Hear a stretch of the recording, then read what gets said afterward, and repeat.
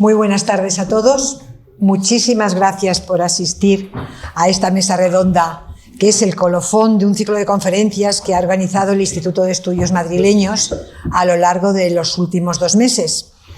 Hoy tenemos una mesa que creo que es una mesa muy significativa porque está todo el que tiene que estar y entonces, bueno, pues todos ellos van a ser presentados. No voy a hacer una doble presentación, todos ellos van a ser presentados por el moderador de la mesa, que es Antonio Castro, y le voy a dejar que sea él el que vaya uno por uno presentando a todos. Solamente quería darles la bienvenida y las gracias por estar esta tarde aquí con nosotros. Muchísimas gracias a todos.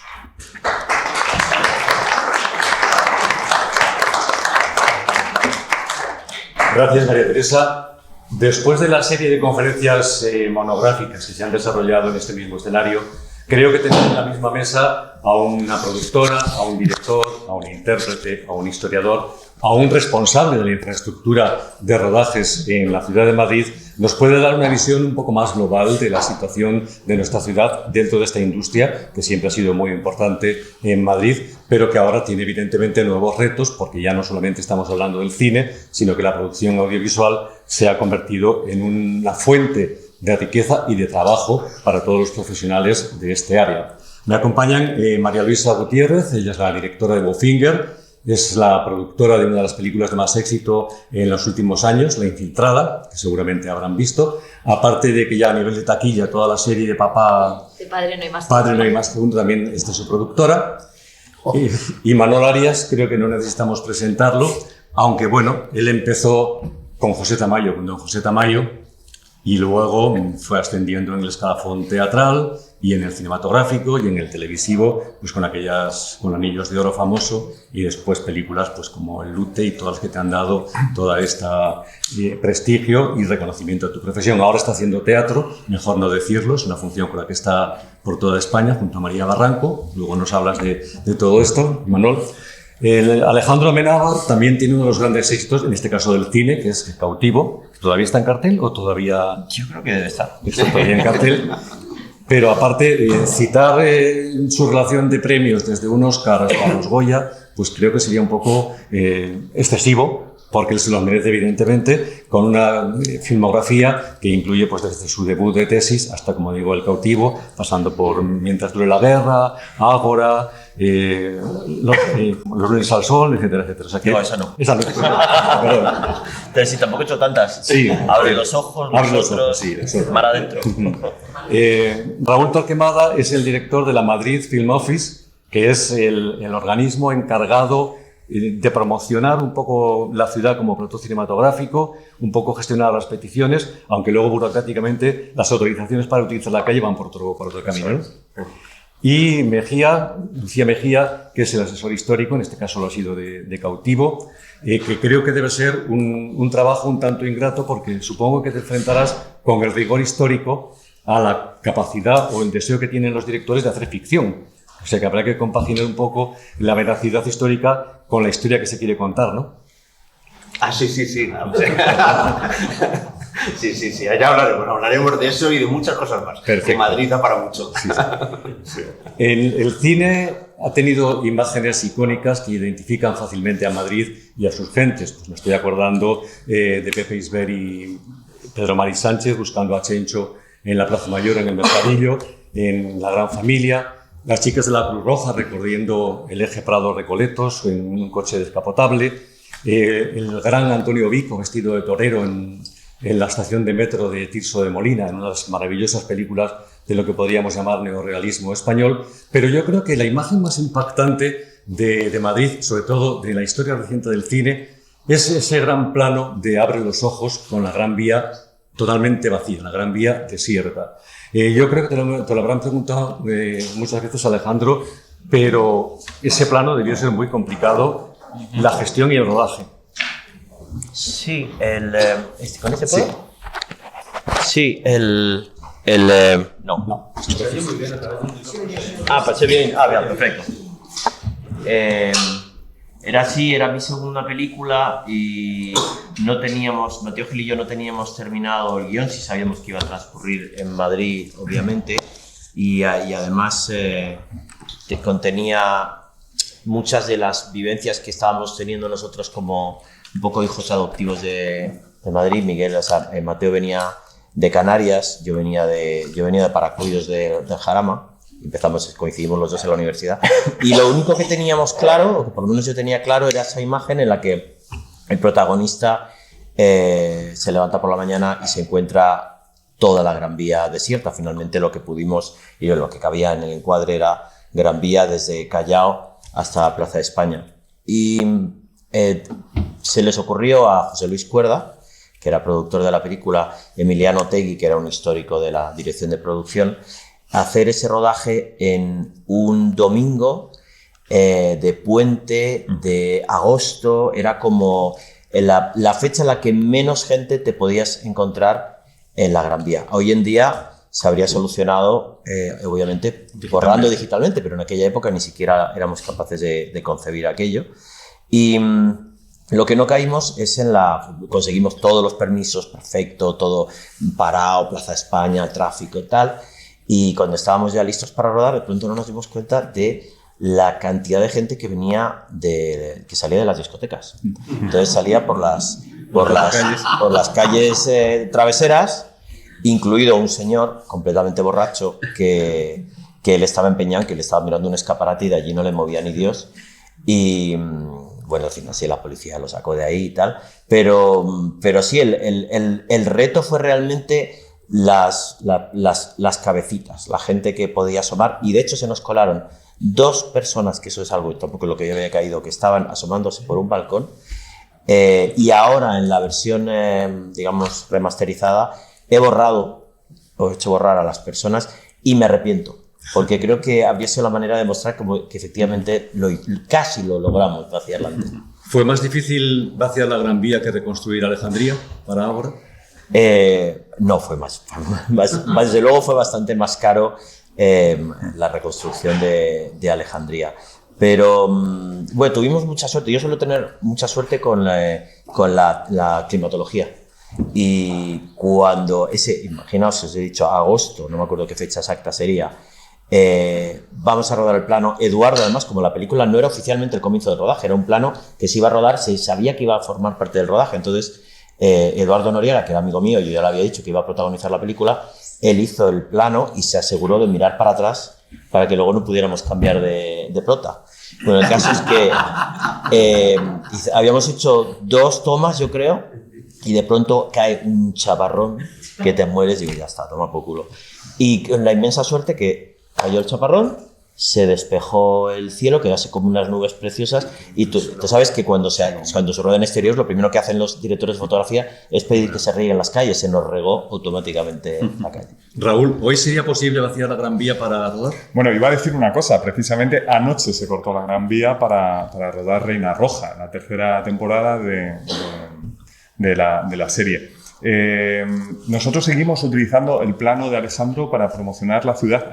¿Vosotros también? Nosotros lo cortamos en el 21. Claro, pues nosotros seguimos utilizando esas secuencias para promocionar la ciudad, ¿no? Cuando vamos a mercados nacionales e internacionales.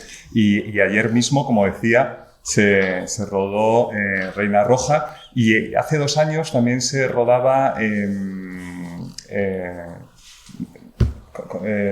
la película de Todos los nombres de Dios, que también tuvimos que cortar 2 sábados por la mañana la Gran Vía para poder llevar a cabo esa secuencia. O sea que todavía se sigue rodando la Gran Vía. Es una calle que gusta mucho, lógicamente el centro de Madrid, aunque tratamos desde Madrid Film Office, que es la oficina del audiovisual del Ayuntamiento de Madrid, que pertenece al área de turismo, que nuestra misión es promocionar la ciudad de Madrid cuando vamos a mercados nacionales, internacionales, apoyar a los productores cuando deciden venir a rodar a Madrid. Pues ponemos en valor la Gran Vía y los 21 distritos, porque más allá de la M30 hay otros escenarios, otras localizaciones súper interesantes y apasionantes para poner en valor una ciudad que cada vez más se rueda. Es uno de los principales hubs de Europa de rodaje, y a mí me encanta hoy hablar para ustedes porque es muy diferente cuando hablamos para la ciudadanía y cuando hablamos en un entorno profesional. Y creo que es súper interesante. Tenemos más cosas que tratar de eso. Otra imagen que yo tengo grabada de de un Madrid mucho más contemporáneo. Y Manol, es tu llegada como Rezaniro, ¿cómo era la anécdota? Rezaniro, llegando a la terraza de la Bobia con aquella fauna que yo no sé si realmente aquello marcó, esos planos y esa película, marcó el comienzo de una nueva imagen de Madrid. Porque de repente ves aquel personal que había en la Bobia, sigue existiendo la cafetería en la calle del Rastro, pero ahora es un sitio súper moderno. Esos que seguían saliendo al amanecer, que interrumpían el plano de Alejandro, era una corte de gente. Yo creo que alguien decía, Gustavo Pérez de Ayala, ilustre amigo y buen conocedor de la noche, quizá con Sigfrido, quizá los más elegantes de la noche, cómo mantenían el vaso de ginebra, cómo iban vestidos de traje a las 6 de la mañana, a las 7, perfecto. Decía que éramos como 2000, era una tribu urbana entonces que había de 2000 más o menos. Y todavía Pedro no era tan conocido, pero sí era conocido la gente de Costus, y cuando se hizo el llamamiento para que fuera gente, hubo que eliminar gente porque era tremendo. Y entonces se ocupaba muchísimo. Yo me acostumbré a eso y luego no fui muy consciente, porque de todas estas películas que has hablado, La Cruz Roja, no sé qué, había una serie de productores, por ejemplo, Massó, que rodaban la calle continuamente. Y yo ya en Anillos de Oro se cortaba la calle Velázquez, desde el Hotel Velázquez hasta el despacho, que íbamos andando y eran 4 minutos de plano.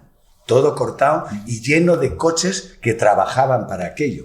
Y aquello lo hacíamos un día a la semana, porque siempre íbamos a la cafetería del hotel, discutíamos de cosas y cada caso aparecía por allí. Y con Massó, luego, bueno, es que Otegi y toda esta gente viene de esa escuela. Y luego, más tarde, el mayor disfrute que he tenido continuado en Madrid es los 6 años en los que Madrid, Cuéntame, era Madrid.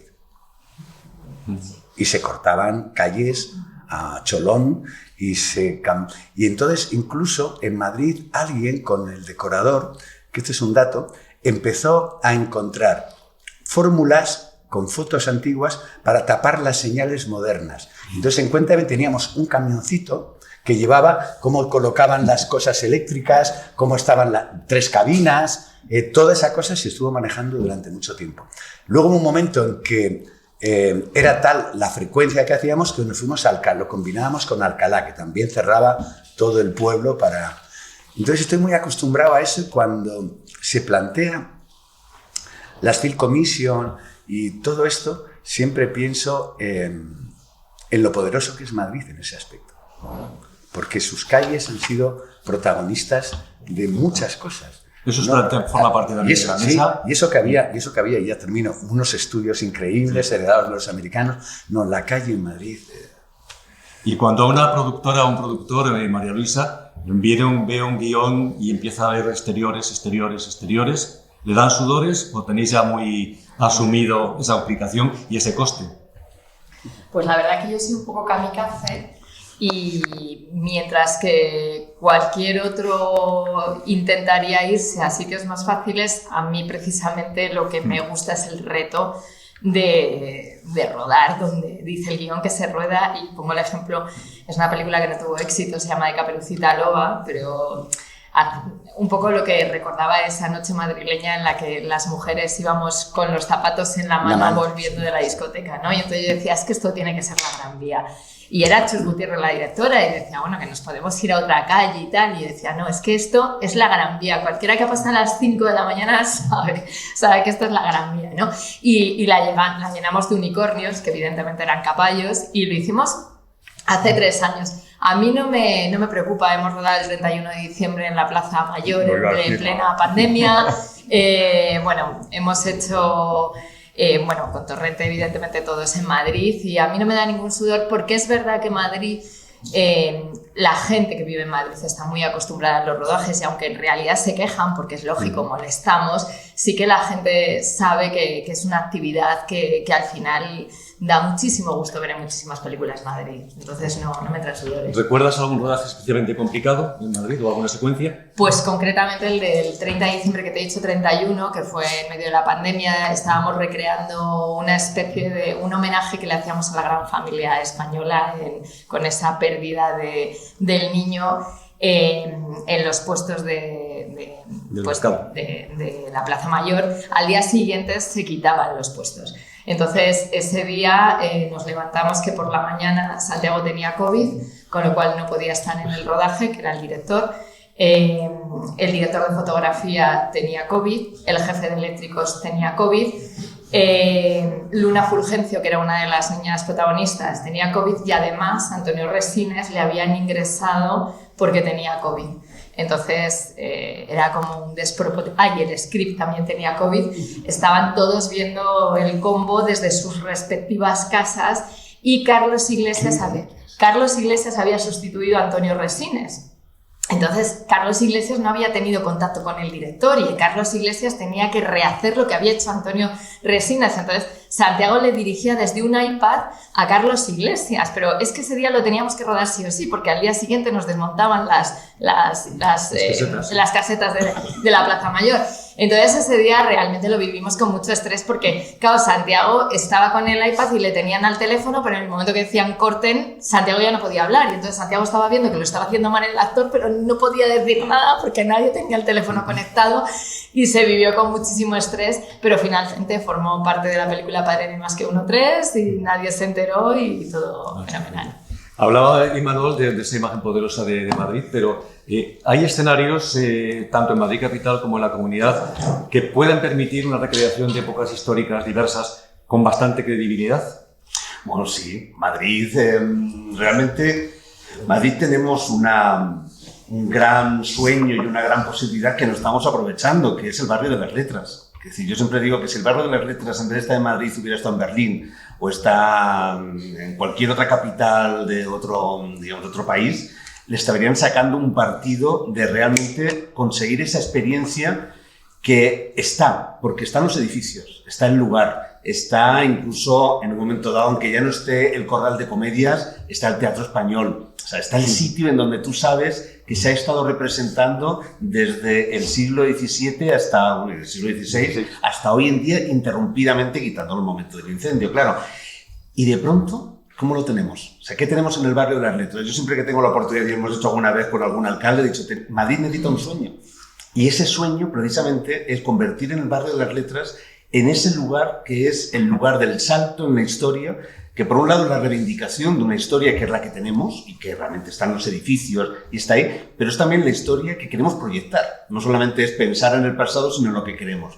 Y realmente yo muchas veces que voy, que me llaman y hacemos un paseo por el barrio de las letras, ahora en Telemadrid saldrá una cosa sobre Cervantes que le llevamos por el barrio de las letras, claro, estás cada 2x3 quitándote una furgoneta, cada 2x3 en un momento dado teniendo ese espacio. Y tenemos, o sea, digamos, tenemos el lugar, tenemos la historia, tenemos los edificios, tenemos las posibilidades y nos falta creerlo, pero como en tantas cosas, ¿no? Ahí no cabe la posibilidad, y aquí es para todos, de que ese barrio, como tú dices, pero luego hay que tener la infraestructura técnica, hay que meter los camiones, hay que meter los grupos, hay que meter los caminos, son las callejuelas. Hay una cosa tan sencilla como lo siguiente, Recoletos, ¿no? Lo diré, Preciados. La calle Preciados. La calle Preciados en un momento dado se decide que sea la calle eje fundamental del comercio. ¿Qué es lo que se hace? Una ley especial dentro del Ayuntamiento de Madrid en donde los comercios de la calle Preciados no tienen que cerrar. Ni tienen que cerrar a mediodía, tienen una cosa especial. ¿Qué se hace? Se consigue en un momento dado llevar ahí. Imagínate que en un momento dado nos creyéramos esto y dijéramos, en la zona perimetrada del barrio de las letras, nosotros vamos a dar excepción cero a todo lo que son negocios que tengan que ver con el mundo cultural. Es decir, si tú quieres abrir una librería, cero impuestos. Si tú quieres abrir en un momento dado una productora o una digamos, de arte, cero, etcétera, etcétera. De eso, en un momento dado, en 10 años, y mucho menos, o sea, en 1 año, 2 años, tendríamos regenerado un espacio en donde iríamos de excursión cultural y vendrían de todo el mundo de excursión cultural para tener lo que de otra manera no puede ser. porque no se trata de organizarlo como si fuera digamos, un espacio cinematográfico, que se puede en un momento dado convertir rápidamente, igual que Alcalá. Alcalá en un momento dado, con tapar 4 cosas, das un salto al siglo XVI, al siglo XVII. Sino es que lo podrías hacer en la vida cotidiana. Y eso es en un momento dado lo que podemos hacer. Pero ahí, Raúl, con la administración hemos topado. Quiero decirte que lo que plantea está muy bien, pero no sé. Yo creo, o sea, a ver, en Madrid se puede rodar todo, de todo. Y todos los proyectos grandes y complejos se han rodado en Madrid. Lo único que se requiere es preparación y hacerlo con tiempo, una buena preproducción, una buena planificación para informar a los vecinos, para informar a los comercios y para integrar perfectamente el rodaje con el entorno, ¿no? Así que todo es posible en Madrid. Todo es bueno, posible. yo ahí discrepo, sí que...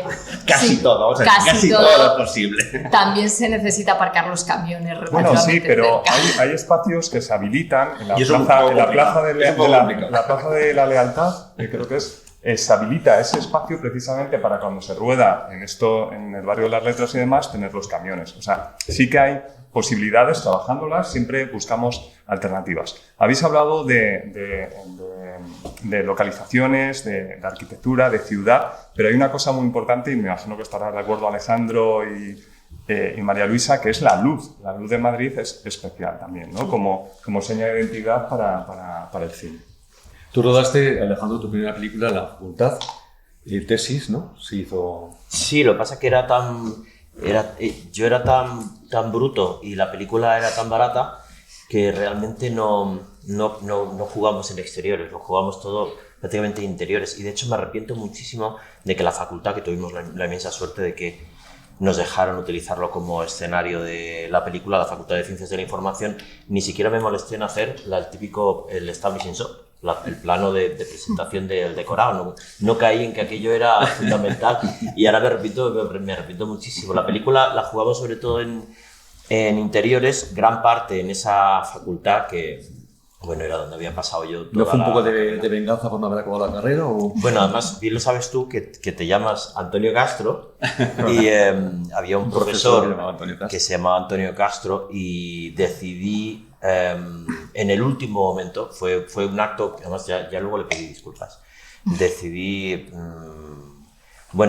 hacer esa pequeña gamberrada de ponerle el nombre que interpretaba el personaje, lo hacía Xavier Elorriaga, y le pusimos el nombre de Castro, que era un profesor que impartía una asignatura muy mezquina para nosotros, para los estudiantes. Se llamaba narrativa. Todavía estoy intentando averiguar qué es el narratario. Y entonces le pusimos el nombre. Sí, y la película, el propio nombre, tesis, había un poquito ahí como de venganza. Y es que el momento justo en que José Luis Cuerda me dijo que había conseguido la subvención y que podíamos hacer la película, fue justo cuando suspendí por enésima vez realización. Entonces, para mí era muy gráfico. Digo, ¿qué hago?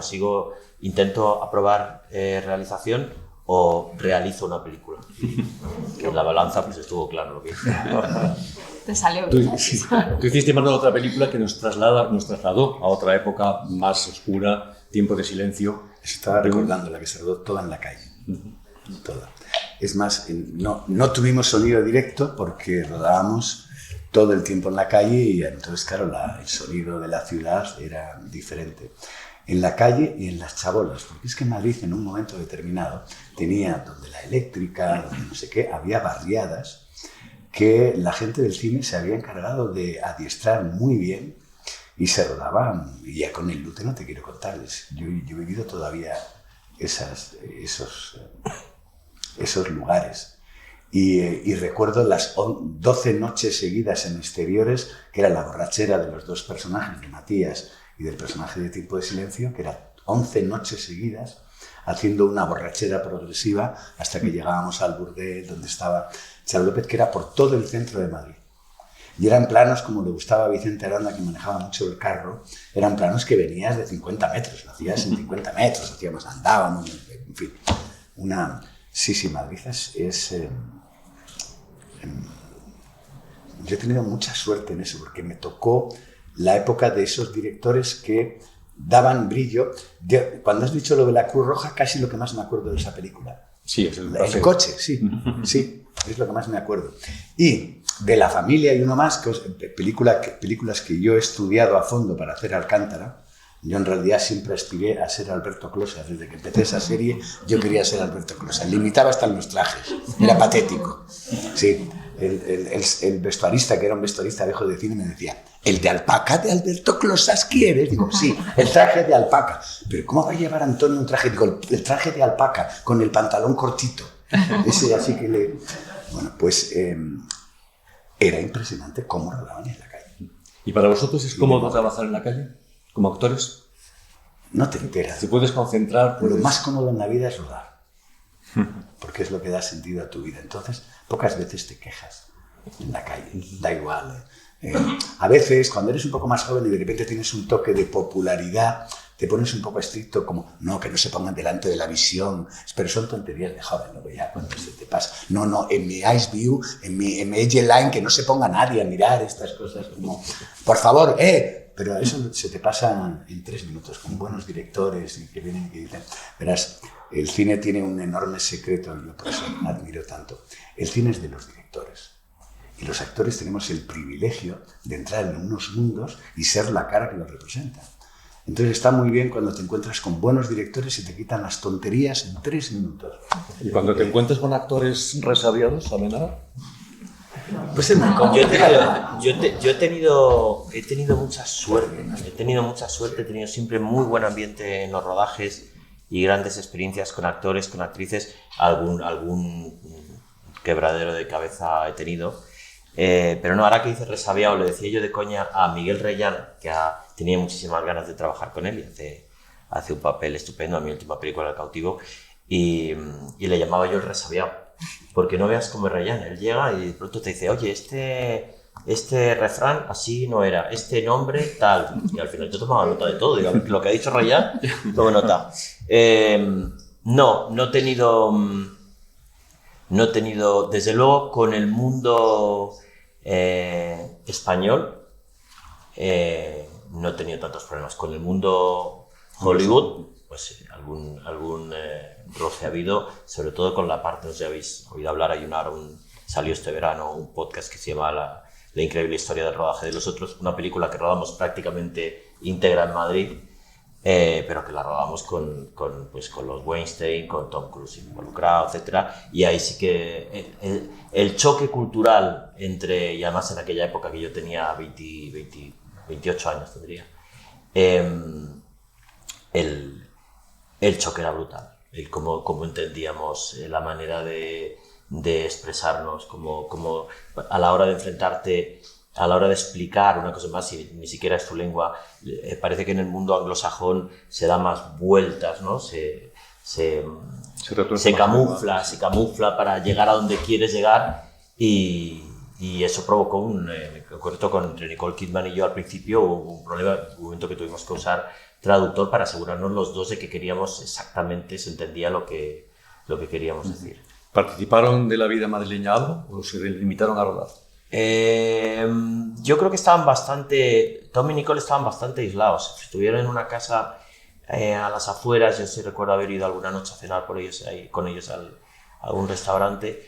Pero yo creo que en general cuando eres una mega estrella y vas a un hábitat que no... Bueno, supongo que habrá estrellas que se integren, pero lo que yo creo que suele pasar, igual vosotros lo sabéis también en la Film Commission, es que aquí se ha rodado hasta... Yo voy a decir ahora que precisamente uno de los atractivos también para las producciones internacionales es Madrid, lo que ofrece la ciudad, la calidad de vida, nuestra esencia, nuestra forma de ser, etcétera, etcétera. Recientemente ha estado Johnny Depp rodando y se la ha visto por Madrid, ¿no? Entonces, y los equipos de trabajo, cuando vienen, disfrutan, se quedan, o sea, para desarrollar su trabajo, y si pueden alargar el fin de semana, pues lo alargan para disfrutar una ciudad como es Madrid, que vibrante, que es apasionada y que es muy gustosa. Julian Moore estaba encantada en el Corte Inglés. No establecemos paralelismo. Bueno, se me ha olvidado decir en la presentación que a María Luisa el Ayuntamiento de Madrid le concedió la Medalla de Madrid en las últimas fiestas de San Isidro, que le entregó el alcalde el día 15 de agosto. Y tú como 15 de mayo, perdón. Como productora y como madrileña, ¿tienes alguna imagen, algún lugar de Madrid que te gustaría o que prefieres para rodar, tanto por las facilidades para poder montar toda la infraestructura como por la imagen que ofrece? A ver, es que para mí será porque he trabajado siempre en la Gran Vía, es decir, que desde que tengo uso de razón y hemos cambiado de oficinas, hemos estado en la Gran Vía, en San Bernardo. Entonces, cuando hacemos los torrentes, cuando hacemos los padres, yo siempre digo que ponemos un compás en Cibeles y que llega hasta Plaza de España, y todo lo que es ese círculo realmente es lo que más nos gusta, ¿no? Como la almendra de Madrid que más nos llama la atención. ¿En este momento tienes algún proyecto que tenga previsión de rodaje aquí? A ver, tenemos un proyecto que hemos rodado recientemente, como bien sabe Raúl, que lo vamos a estrenar el 13 de marzo, que es Torrente Presidente. Y bueno, pues sí, este verano tenemos también otro, pero todavía no podemos decir nada. En la Gran Vía hubo un momento en que había varias productoras, estaba Alfredo Matas, y había una marisquería. Yo siempre recuerdo a Manolo Zarzo, padre descanse, que era un tipo muy activo. Entonces, lo mismo que en el teatro ibas a la cafetería Dorín, que estaba ahí al lado del Español, tú llegabas ahí a Dorín, entonces los representantes eras tú el que... Y llegaban allí y llegaba uno y decía, a ver, hace falta un cartero para tal teatro, no sé qué, mañana a las 11 de la mañana ibas allí. Entonces estábamos todo el tiempo. Y ya cuando empiezo a hacer cine, yo que empecé primero con Pedro, pero luego ya en Demonios en el Jardín, con Mejino, Bear, que estaba toda la Gran Vía, y notabas qué actor había trincado contrato porque se iba a la marisquería. A la sirena, ¿no? Y entonces había gente muy importante, amante del marisco. Siempre se ha dicho, Juanito Navarro era el que mejor mejillones en conserva tenía de España. El tipo se hacía viajes a Galicia, escuris, alta calidad, toda aquella cosa la tenía Juanito Navarro, por ejemplo. Y luego había grandes mariscadores como Tito Fernández. O sea, Tito firmaba un contrato y se iba a la marisquería, no me acuerdo cómo se llamaba, porque... La sirena verde. La sirena, una cosa... Todavía existe, así. Sí. El Dorín del Siglo de Oro estaba en el barrio de las Letras. ¿El qué? El Dorín del Siglo de Oro. Sí, claro. Ese es el momento maravilloso. Pero... Claro, imagínate... El mentidero estaba en la calle León, me parece, ¿no? León. Bueno, había 3 mentideros. O sea, pero de los actores estaban... Claro, estaba el mentidero de los actores, que era, digamos, que estaba, digamos, muy al lado de casi de la calle del Príncipe, ¿no? Que estaba allí. Luego estaba el del Correos, que era, digamos, el mentidero más popular, y luego el de las losas del Palacio, que era el político. Entonces, tú, según lo que te interesaba, te ibas a un lugar a otro para enterarte de las noticias y de las fake news. Porque también contaban eso, que de pronto alguien salía de Correos, digamos, la Puerta del Sol, y nada más salir, empezaba a salir la noticia, pero cuando llegaba ya al final de las escaleras, la noticia había tenido mil historias, ¿no? O sea, que no tenían nada que ver con aquello que había contado al principio, porque todo el mundo quería meterle su parte, digamos, de cosa maravillosa, ¿no? Y hay una anécdota de la Gran Vía que estáis hablando que es maravillosa, que es una anécdota que yo siempre cuento en clase cuando hablo de la censura, ¿no? O sea, también es esa parte que en un momento dado pues tuvimos durante la dictadura, que había que pasar los guiones, que ahora lógicamente no. Y lo contaba Berlanga en una historia maravillosa, que de pronto pues Berlanga presentó un guión a la censura, entonces lo que hacía siempre, era meter, digamos, determinadas escenas para que el censor, digamos, ya tuviera carne cruda en un momento dado para decir tachado, y dejaba otras cosas, ¿no? Entonces, efectivamente, le devuelven el guión a Berlanga y de pronto algunas de las escenas que había metido completamente libre, y de pronto le habían tachado toda la primera escena. O sea, la primera escena que era simplemente un traveling de la Gran Vía, entonces se veía la Gran Vía, luego se iba a un edificio, luego se iba a una ventana, y en la ventana estaba de espaldas un actor, y durante todo ese traveling aparecían los títulos de crédito, y luego el actor se daba la vuelta y empezaba a hablar, ¿no? Y lo tuvieron que hacer todo en negro, porque el censor dijo censurado, ¿no? Claro, Berlanga se quedó con la cosa de decir, ¿por qué me habrán censurado esto? Que no tiene ningún sentido, pero bueno, democracia... Coincide con el censor y dice, me tienes que explicar, porque tengo esta duda siempre, ¿no? Y dice, yo lo tuve clarísimo. Tú me hacías un traveling de la Gran Vía y de pronto la Gran Vía en aquel momento, en los años 60-70, estaba lleno de todos de puticlubs. Y te me vas a sacar curas todo el rato de los puticlubs. Y claro, Berlanga decía, qué genialidad, jamás se me hubiera ocurrido, ¿no? Entonces a veces eso, la mente perversa en un momento dado también. Entonces claro, esa Gran Vía, yo también me acuerdo, pues, imagínate que esa Gran Vía de Enrique Herreros, esa Gran Vía en un momento dado de esos años, con esos cartelones, que al final era eso, el Broadway en un momento dado, el Hollywood, ¿no? de Madrid, ¿no? O sea, que realmente no solamente es esa Madrid creado en el siglo XVII o en el siglo XVI, cuando de pronto se convierte corte y tiene esa forma, sino también luego es el Madrid del XIX, es el Madrid de Galdós, es el Madrid en un momento dado también del siglo XX, que es también fascinante, ¿no? Y en ese siglo XX es donde yo quería entrar ahora, porque las ciudades, como las naciones, no solamente son los decorados, también está la sociedad. ¿Creéis que la nueva comedia madrileña arranca con ópera prima, con Trueba y con Colomo, y que ahí se empieza a dar una imagen que puede ser alegre, que puede ser distinta, estamos ya evidentemente en transición, pero que ahí marca un poco también el paso para poder hacer algo más divertido, más amable? Y aquí va para todos. Es difícil, sí. Venga, Emanuel, anímate. No sé si Pepi Lucibón es anterior. Y Laberinto y Ópera Prima... No, la Ópera Prima es anterior. Es anterior, sí, yo creo que sí, podría ser.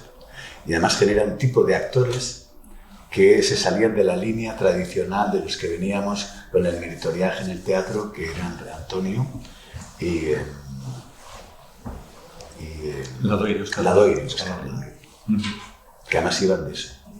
Yo recuerdo, yo que soy muy amigo de Antonio, siempre nos hemos llevado muy bien, pero recuerdo un festival de San Sebastián en el que nosotros estrenamos un día Laberinto de Pasiones, smoking de Fiorucci todo pintado, y a los 2 días con Manolo Gutiérrez Aragón, Demonios en el Jardín, smoking negro, no sé qué era todo. Y recuerdo una crítica del Laberinto de Demonios en el Jardín, y el segundo día, y me encuentro con Antonio Resines, que yo le conocía de hola, hola, no habíamos entrado en el círculo de conocernos más, y iba con una entrevista que me habían hecho a mí y a Ángela Molina, y de repente le dijo a Óscar Ladoire, mira, un actor, y tiró el periódico así para atrás, era como una reivindicación de los que no eran actores, ¿no? Luego uno de los actores más del gremio que ha habido en la historia del mundo, era Antonio. Si hay un ser maravilloso para eso. Pero entonces se creó una especie de gente que no actuaba, que era... Bueno, yo diría que eso además yo pensaría que puede tener que ver también o influir para darle ese toque, si quieres. Tú has hablado de nuevo cine o más realista y tal, la introducción del sonido directo, bueno, porque el cine que estábamos acostumbrados a vivir todos era... Gil Ortioni, ¿cómo se llamaba el otro? El ayudante de los franceses. Ajá. Que entonces, como los aparatos no eran muy buenos, tenías que hablar muy alto. Yo recuerdo las primeras películas que te ponían un micrófono aquí y tú veías que los americanos hablaban "You call that respect, doing that seat in front of my guest". Y tú cuando hablabas y decías más alto, tú tendrías que decir "¿Qué pasa? Que no has venido, ¿no?". ¿Has hablado con tu hermano? No, a mí no me importa, porque si no, no sé... Sí. ¿Y el peligro cuando se rueda en exteriores es hacer una postal, Alejandro? ¿O hay que huir de eso? ¿Hay que intentar huir de eso? Bueno, yo en realidad lo que busco es algo expresivo. Yo no creo, cuando miro para atrás mi cine, tampoco yo he hecho tanto cine, ni cine costumbrista, ni cine que transcurra en Madrid, pero siempre creo que hay que buscar algo expresivo. Con lo cual quiero decir que puede ser feísta y Madrid tiene muchos rincones muy feos.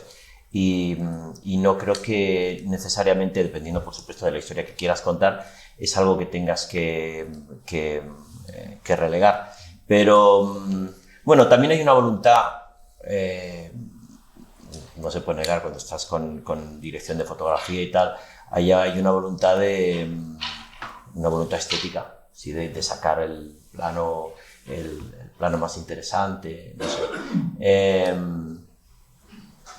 supongo que hay veces que inevitablemente retratas algo y alguien lo ve como una postal. Yo lo resumiría en que la realidad sin más no me vale. Siempre me gusta algún tipo de intermediación.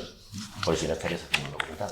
El cine y ahora también, sobre todo la televisión, constituye una fuente documental para investigadores muy importante, porque nos ofrece, cuando está en la calle, unas imágenes, se puede ver el vestuario, se puede ver cómo eran los comercios, se pueden ver los vehículos que circulaban en cada época. ¿Creéis, he traído este libro, que es Madrid en el cine en la década de los 50, de Luis del Tel, que yo creo que nos permite, con todas las películas que él recoge en este libro, hablar de un neorrealismo madrileño, que realmente en esos años 40, final de los 40, 50, principios de los 60, estas películas nos permiten recuperar ese Madrid.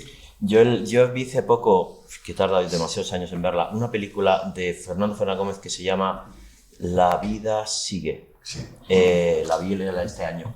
Y es maravilloso ver eso, porque además eso es una película muy realista. De pronto, cuando reconocí nada menos que la plaza de Lavapiés, bueno, te pasa también en ese reconocer Madrid, el Madrid de la época, en ese momento que estaba dando, con muchas películas de José Luis García. José Luis García se recrea en el coche que pasa, no sé qué, y es maravilloso poder, porque realmente ese... Ya había películas, yo recuerdo la de Lucia, Surcos, que era toda la llegada a Madrid de la emigración, de los barrios de Lavapiés para abajo, hasta que llegaban al Rastro, que era como ir a la Gran Vía, que era una película muy de la calle, portentosa. Sí, hay otras que además manejaban. Entonces, además, había también, supongo que una figura con el cine, no sé, cuando salías a la calle y tenías la posibilidad, era portentoso. Respecto al Rastro y lo que en su momento se llamaba en la prensa los barrios bajos, sobre todo Lavapiés, mi tío Jacinto, que he citado antes, es absolutamente maravillosa en ese retrato de los barrios bajos, aparte de la interpretación de Antonio Vico, que creo que es de lo mejor que se ha hecho en el cine. Y en este momento el Madrid del siglo XXI también va para todos. ¿Creéis que está bien representado tanto en televisión como en cine? Yo quería decir una cosa. El próximo año se celebra 130 años de la llegada del cine a Madrid. Sí. Los hermanos Lumière y la primera presentación que se hizo en los bajos del hotel, efectivamente. Y Madrid Film Office, uno de los objetivos que tiene es poner en valor todo el patrimonio audiovisual que se rueda en la ciudad. No puedo avanzar mucho, pero para el próximo año estamos trabajando en un proyecto precioso que pone en valor todas estas películas que decís, con Flisolé, y me encantará que lo disfrutéis porque es un proyecto muy, muy bonito que hace un recorrido precisamente por estas películas de los 70, 80, 90, hasta los 2000. ¿Tienes cifras? Creo que nos has traído cifras de rodajes o de peticiones. Sí, bueno, el año pasado se rodó en Madrid 41 películas, 53 series y más de 430 spots. O sea que son cifras considerables. Nosotros cuando vamos a mercados nacionales e internacionales y decimos lo que se rueda en Madrid, la gente le sorprende, ¿no? Nosotros desde Madrid Film Office hemos dado 3.853 asistencias a personas que quieren venir a rodar a Madrid. Y desde el área de urbanismo, la oficina que da los permisos de ocupación de vía pública o de acto comunicado gestionó el año pasado 11.419 solicitudes. Son cifras impresionantes si lo comparamos con otros territorios. Y además hablábamos antes también, lo comentabas tú, María Luisa, del coste de rodar en Madrid. Madrid es una ciudad barata para rodar. Te iba a preguntar eso, porque hubo un momento en el que, pues, cuando nace el Spaghetti Western, que era tan barato rodar en Almería o rodar en los alrededores de Madrid, que los americanos venían a rodar aquí porque era muy barato. ¿Sigue siendo para la industria internacional barato?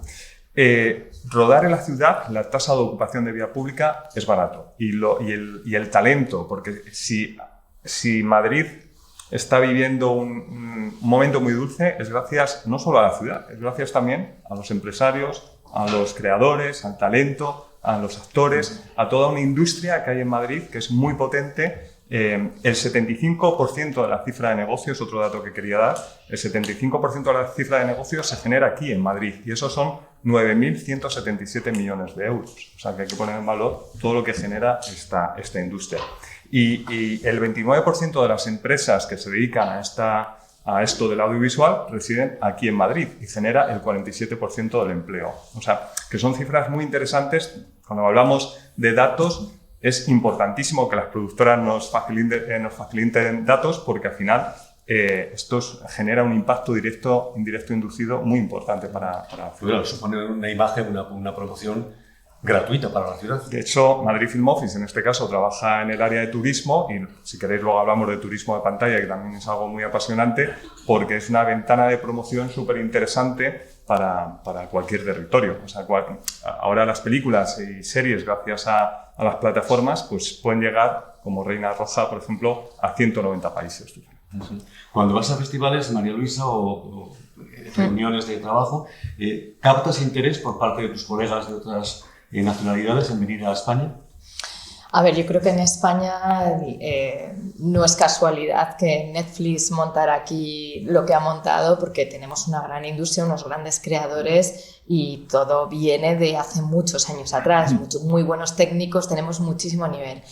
Madrid tiene un problema, y eso sí que lo tengo que decir, y es el problema del tema de las deducciones fiscales. Madrid pertenece a la caja única, entonces, claro, al final, cuando a mí me da mucha pena, ¿no? Pero cuando sales a festivales internacionales te encuentras pues que está Madrid con Andalucía y demás, todo lo que es el territorio común, pero luego está Guipúzcoa, está Vizcaya, está Álava, está Navarra y está Canarias, ¿no? Y entonces, dentro del territorio nacional, pues te encuentras que compiten unos rodajes por otros, porque hay más dinero en deducciones fiscales pues en los sitios que tienen una hacienda foral, o en Canarias, que porque son zonas extra no me acuerdo cómo se llaman, limítrofes, que viene directamente desde Europa, pues pueden optar a más ayudas públicas. Pero todo eso también tiene trampa. Es decir, la mayoría de los técnicos, de los actores y de la industria está en Madrid.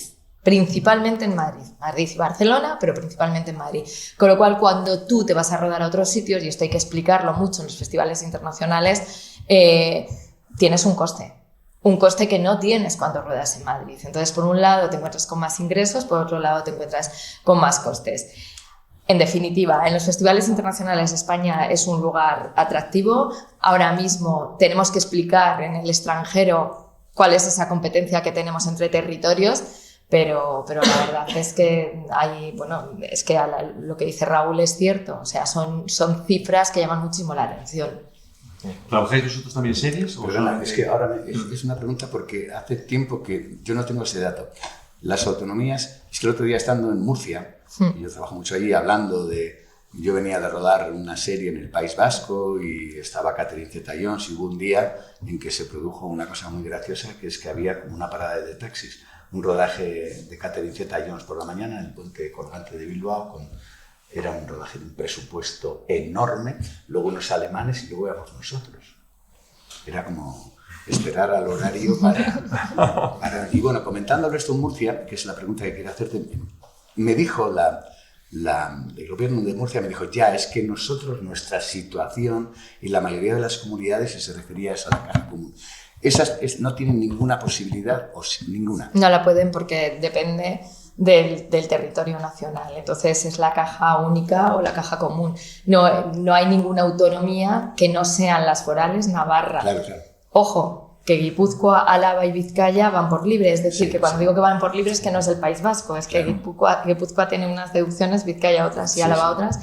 Y luego Canarias, que Canarias siempre va a tener 20 puntos más que el territorio común. Es decir, si en Madrid hay un 30, pues allí va a haber un 50. Pero eso viene marcado desde Europa. Entonces, Murcia no tiene capacidad, Castilla-La Mancha no tiene capacidad, Castilla-León ni Madrid. Hay muchas producciones que se desarrollan en Canarias y en Madrid, o sea, sí, claro, compartiendo territorios. Y muchas otras producciones que se desarrollan simplemente pues, en Vizcaya, por ejemplo, porque pueden llegar hasta un 70% de deducción.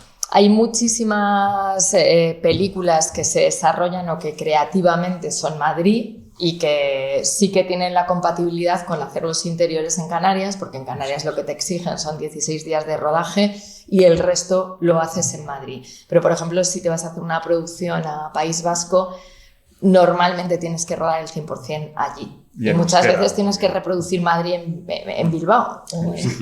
¿Tú rodaste La muerte de Miquel en el País Vasco? Yo rodé La muerte de Miquel en el País Vasco. ¿Era fácil rodar en aquel momento? Pues estamos hablando de final de los 80. Sí.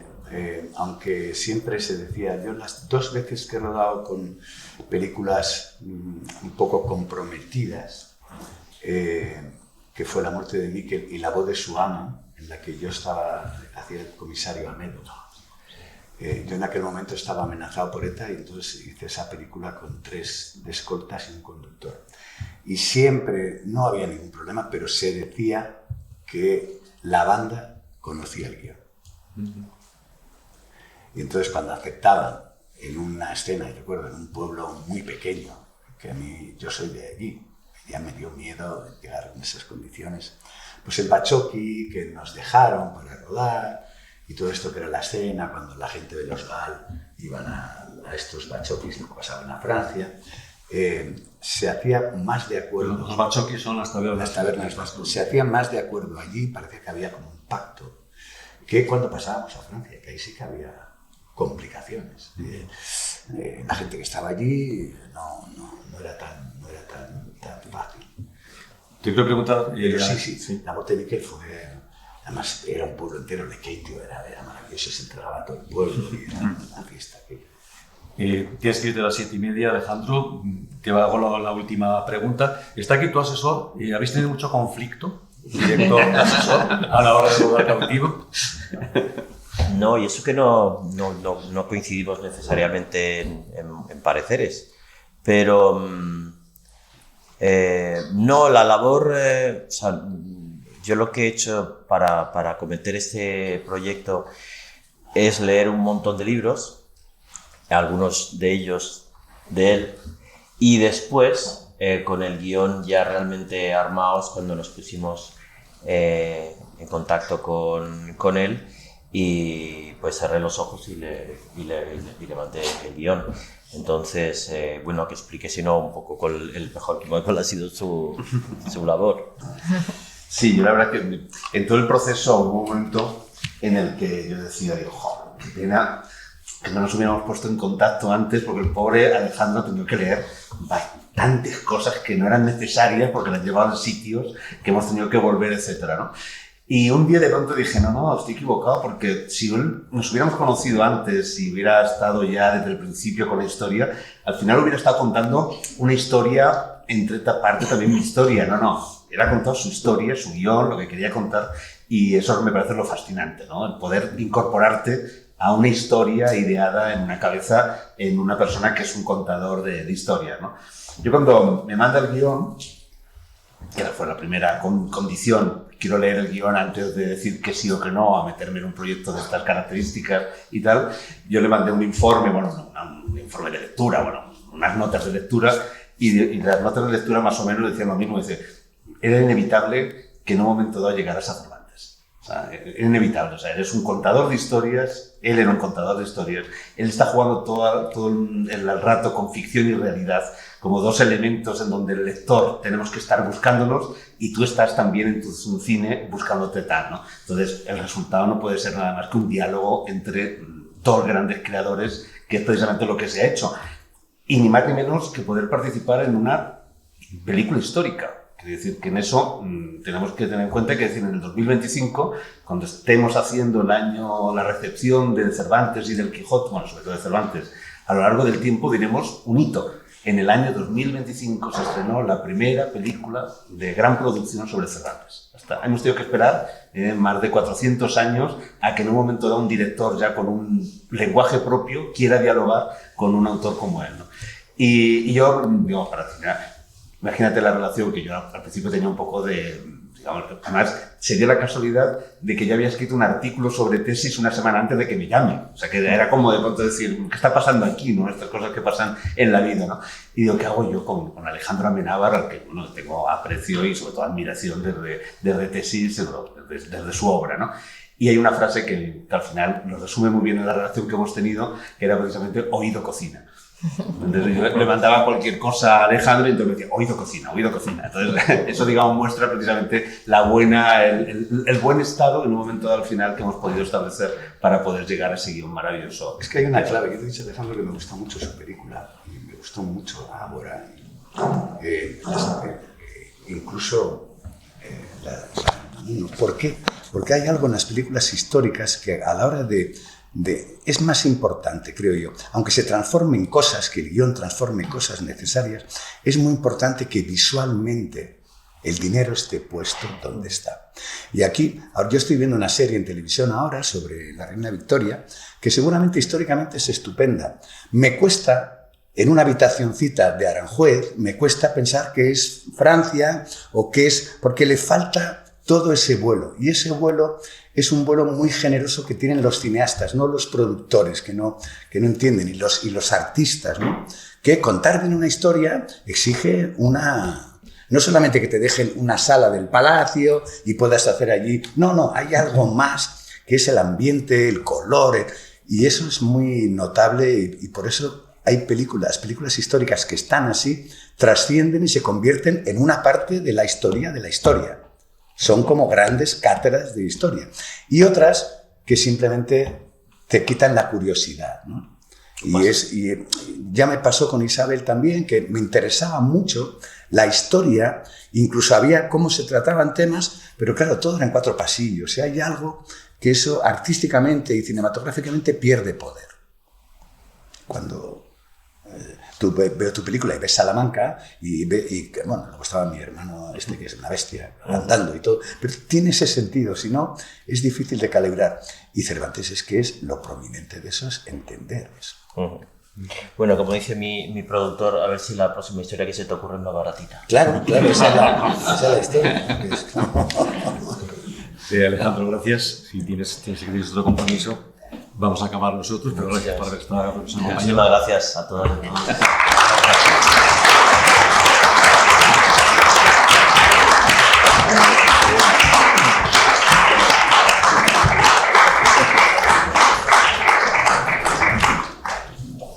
He dicho antes he sacado lo del peligro, el riesgo o la intención de hacer postales en el cine, porque se ha anunciado, seguramente también tendrás noticias, Raúl, que la Comunidad de Madrid va a financiar con 2 millones de euros una película de Woody Allen a rodar en Madrid y que tenga el nombre de Madrid en el título. Realmente he estado un poco examinando la filmografía. No hay muchas películas españolas que incluyan el nombre de Madrid. Hay una de Brasil, Martín Patino, está otra, Madrid al desnudo, El tigre de Chamberí, Kilómetro Cero. Hay muy pocas películas, pero visto lo que ha hecho... Y hay muchas de Woody Allen con nombre de la ciudad. Eso te iba a decir, visto lo que ha hecho Woody Allen con París, con Barcelona, que yo creo que son los peores títulos de la historia, el Cristina Barcelona, creo que es de los peores títulos que se han hecho en el cine. ¿Creéis, y también va para todos, que el que esté Woody Allen rodando en Madrid, aunque él simplemente se pase por los rodajes,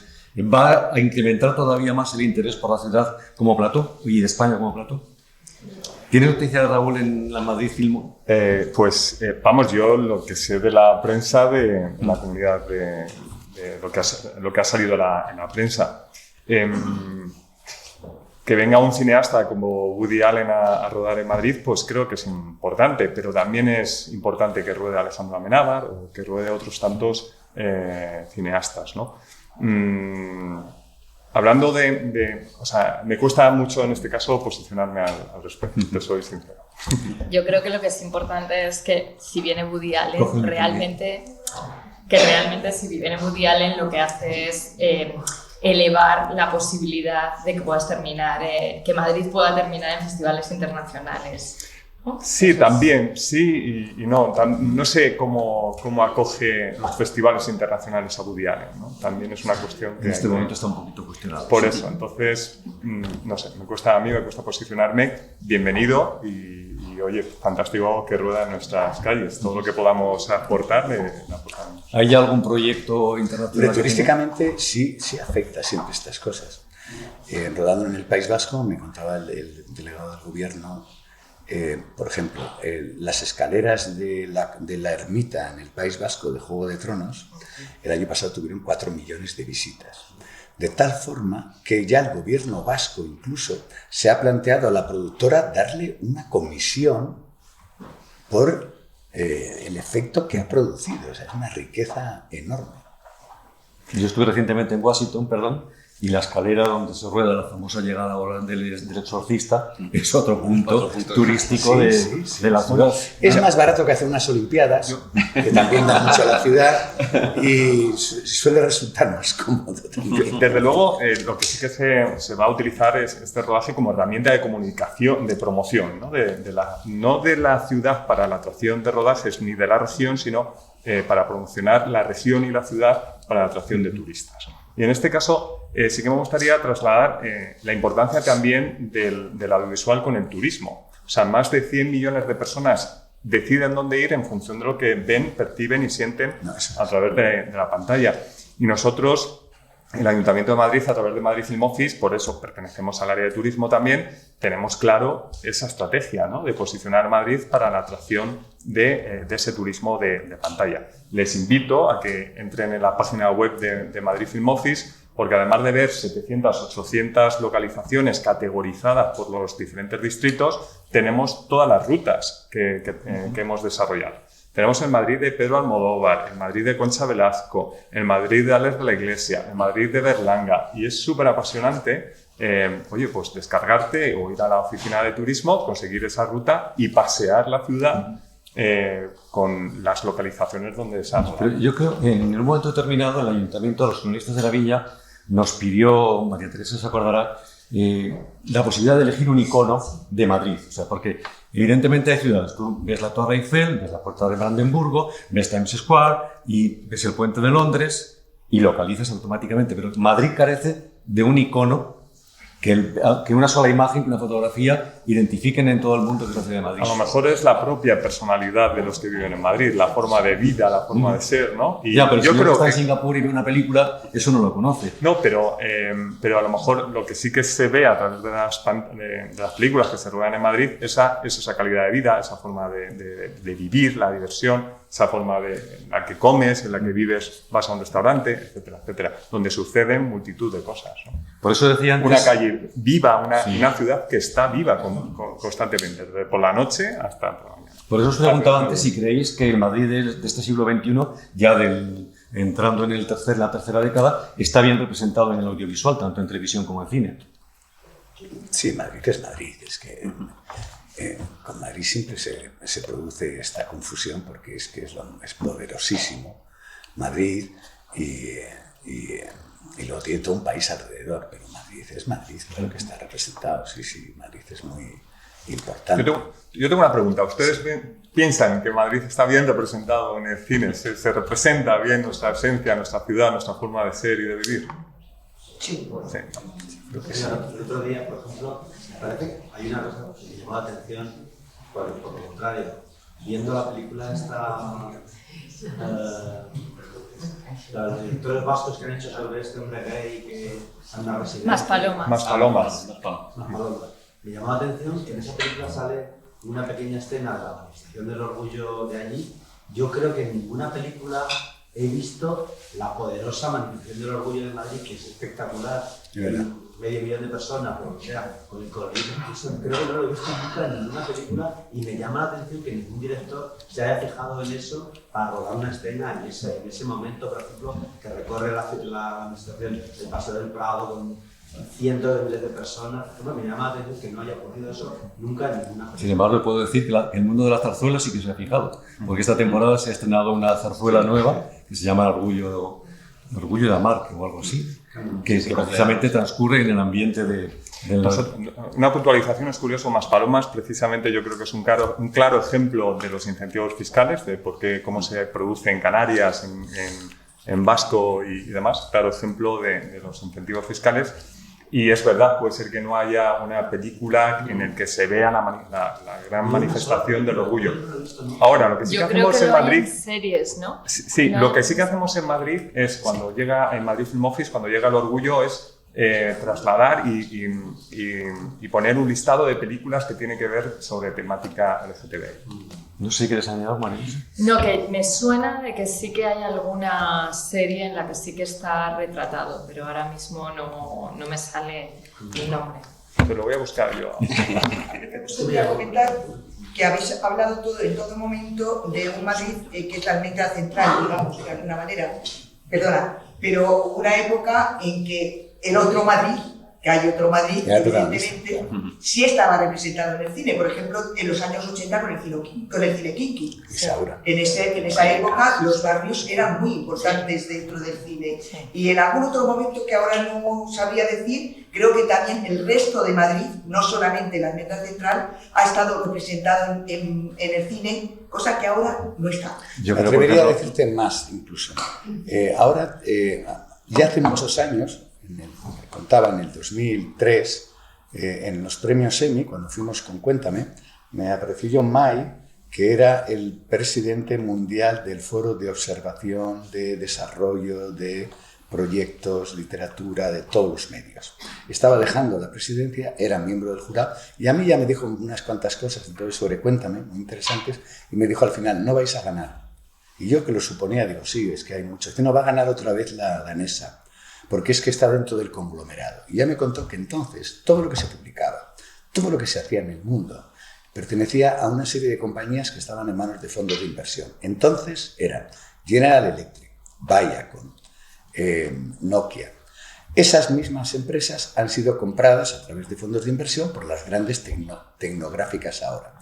También esos fondos de inversión invierten en ciudades y compran barrios. Hay un barrio Usera ahora que tiene 34 galerías y que salió en el New York Times porque el fondo de inversión dueño del New York Times es el que ha comprado ese barrio. No, Carabanchel, no, mi hijo vive ahí. Y eso producirá que el propio fondo de inversión haga audiovisual para promocionarlo, lo mismo que ha puesto galerías. Es decir, que la unidad económica en cuanto a la comunicación y el mundo, antes se distinguía en lo que era artístico, lo que era periodístico, ahora se llama todo entretenimiento. Y todo lo demás se llama alimentación. Y a mí el presidente de una multinacional, muy amigo mío porque su hermana ha trabajado conmigo muchísimo, me dijo, de una multinacional de las gordas, de la medicina, me dijo, el mundo se maneja con la alimentación y con el entretenimiento. Yo pensé que éramos los cómicos, no se refiere a todo lo demás. Todo lo que se publica tiene que ver con esos incentivos empresariales económicos. Y en ese sentido, la ciudad de Madrid es un foco con un futuro, es lo que yo venía a decir hoy, que realmente es un foco con un futuro, porque además Madrid, y si me apuráis aquí me pongo un poquito más filoso, hubo un momento, y corresponde a mi generación y a mucha gente a la que veo aquí, en época de transiciones hacia la democracia, los artistas, los empresarios, todo el mundo se implica, con lo cual muchas actividades pasan por malos momentos y depende de diferentes intereses. Aquí al cine se le ha tachado de todo, todo eso ha pasado. Y ya no hay nadie que discuta, porque ese mismo problema lo tenemos en la manito ahora, nosotros mismos, todo el mundo puede ser creador. Y eso le da a Madrid, que en un momento fue un hándicap. Madrid era el centro de una presión sobre eso. Los medios debían mucho dinero porque no habían pagado los derechos de los millones de DVDs que, tú eres muy joven, que sacaban. Bueno, tanto ya. Y entonces después de los Goya, además pasaba algo y salíamos 4 a gritar. Era un destrozo tremendo, pero tremendo, que ha llegado a extremos, como todos conocéis, tremendos. Ahora no. Afortunadamente, ahora el entretenimiento está tan presente que es la gran oportunidad para que las sinergias al margen del artístico estén, porque antes era... Y el cine que estáis haciendo, María Luisa, me refiero a los productores españoles, ¿tiene en este momento salida internacional? Sí. A ver, a las pruebas me remito. Hace relativamente poco que había un Oso de Berlín con Carla Simón, en Cannes también se ha ganado. Te quiero decir que ahora mismo tanto el cine de autor, que es el que viaja por los festivales de prestigio, Venecia, tal, como luego los productores, lo que estamos haciendo es mucho trabajo para plataformas que te compran a nivel global, con lo cual tus películas que antes tenían que viajar y tenías que venderla en Hungría, en Grecia, en tal, ahora directamente salen en todos los lados, con lo cual es verdad que ahora mismo se han ampliado mucho las posibilidades de... ¿Qué audiencia media puede tener una película que se difunda por Netflix, por ejemplo? No hay una opacidad absoluta de datos, no se sabe. O sea, igual que, y eso es una reclamación de la industria, no solo con Netflix, sino con cualquier plataforma. Es decir, igual que el cine es totalmente transparente y yo en tiempo real sé a las 2 de la mañana cuántas entradas he vendido, no se sabe cuántas visualizaciones ha tenido nuestras películas. Pero respondiéndote a ti y a usted, le diré Que nadie duerma, que es una película de Malena Alterio, que está rodada en Usera, ahora mismo, y te respondo a ti, está en cartelera en China. O sea, se está viendo allí. O Chinas, de Echevarría, ¿no? O sea, que sí que hay muchas películas que se desarrollan y se producen más allá del centro, más allá de la M30, como yo decía, en esos 21 distritos. En un momento como este, en que la inteligencia artificial está totalmente en auge, ¿es posible que llegue el momento en que no se ruede absolutamente en exteriores, sino que todo eso se haga con inteligencia artificial? Yo lo veo lejano. Yo lo veo lejano porque realmente se necesita tal capacidad de almacenamiento para que tú puedas ver la imagen que tú ves en una pantalla grande que, a ver, todo el mundo le tenemos mucho miedo a la inteligencia artificial. Yo soy de las optimistas, quizás sí que creo que, igual que con la revolución industrial, pues cayeron muchos puestos de trabajo y empezaron nuevas profesiones, creo que con esto también va a pasar, pero no va a hacer el cine, no lo va a hacer la inteligencia artificial. Pienso que... ¿Sabes que sí puede pasar? Que a medida que se popularice y que haya herramientas más baratas, haya no creadores públicos, que todo el mundo haga sus peliculitas. Eso es lo que ha pasado con la fotografía digital. Claro, exactamente.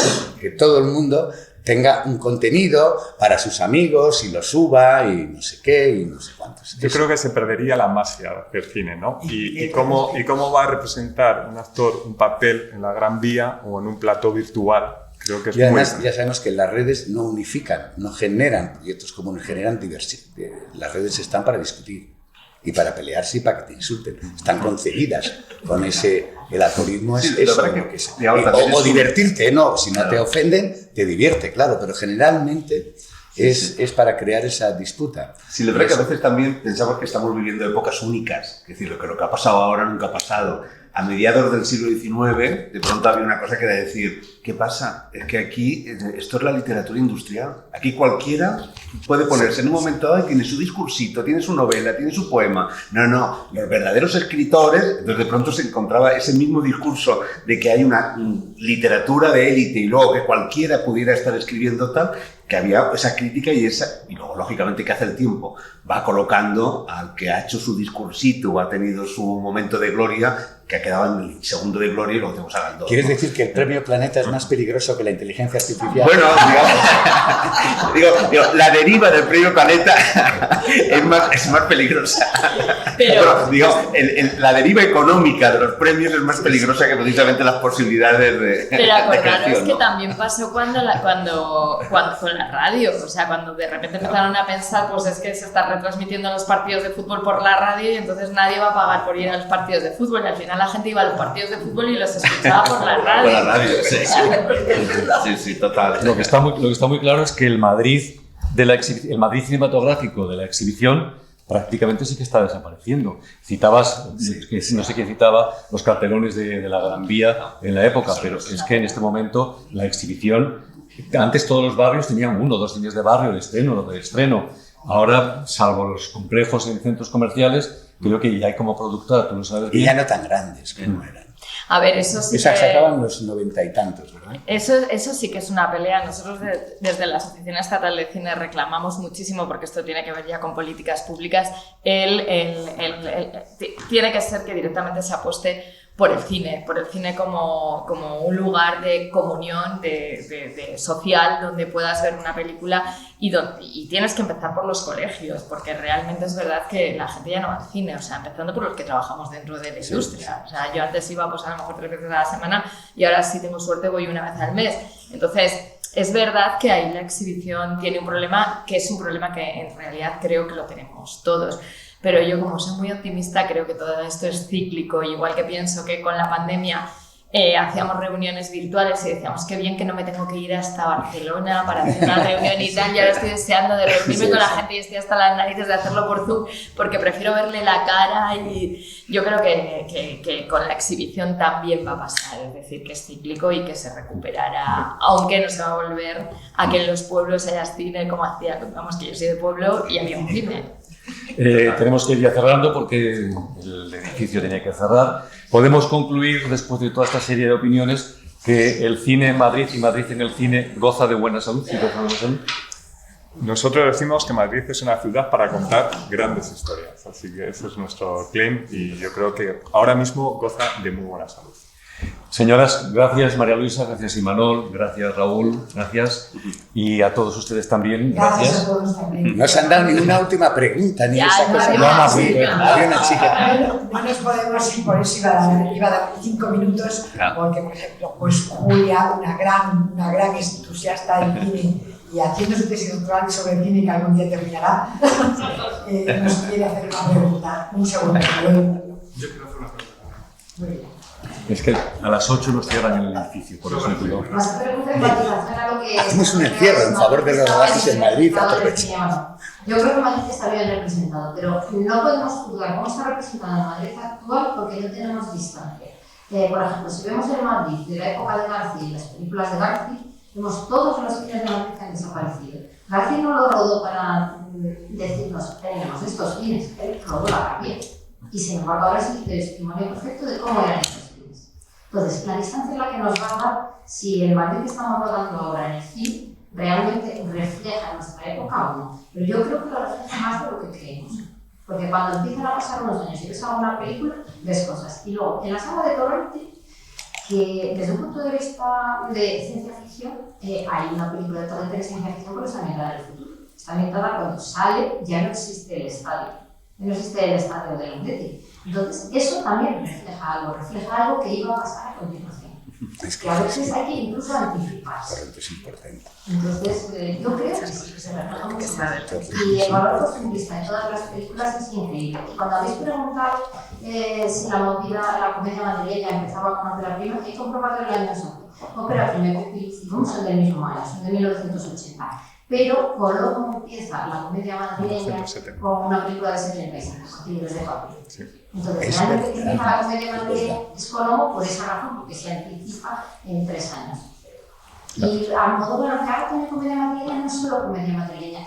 Entronca con la movida, con otra serie de temas, no es solo comedia. Es una película bastante extraña en aquel momento, bastante rompedora. Por eso a lo mejor no se la incluye como la comedia madrileña como la más destacada, porque no es eso solo, es mucho más que eso. Una última pregunta, por favor. Con respecto a la comedia madrileña, vamos a lanzar próximamente un mapa, una ruta sobre la nueva comedia madrileña. Una puntualidad. Mi pregunta muy breve, solamente preguntar, ¿el Madrid desaparecido, el que no existe? ¿No se os ha ocurrido hacer alguna película recreando también con un edificio desaparecido como el Alcázar de Madrid? O... Eso nosotros no creamos historias, para eso está el talento, los desarrolladores y creadores. El año pasado presentamos un libro que también os recomiendo, que es Madrid desde el cine, en el que ponemos en valor las películas y los espacios que han ido desapareciendo. Es un recorrido muy interesante de cómo ha ido cambiando la ciudad a través de los años y con implicación del cine. Por eso decía antes también que el audiovisual es una fuente para los investigadores, como también dice Julia, porque nos permite recuperar esas imágenes de Madrid. Anteriormente estaba la fotografía, que es lo que nos permite, lo que permitía hasta un momento determinado de la historia, ver cómo era el pasado. Porque ya, es decir, cuando la fotografía empieza a aparecer sobre todo en prensa, es cuando ya se convierte en un documento, en una fuente documental. Anteriormente era grabado, pero bueno, ahora es el cine y también la televisión, pues tenemos la serie Entre Vías, que seguramente dentro de 15, 20 años nos dará una imagen del Madrid de estos años 20 bastante interesante, aunque sea ficcionada, ¿no? Muy bien.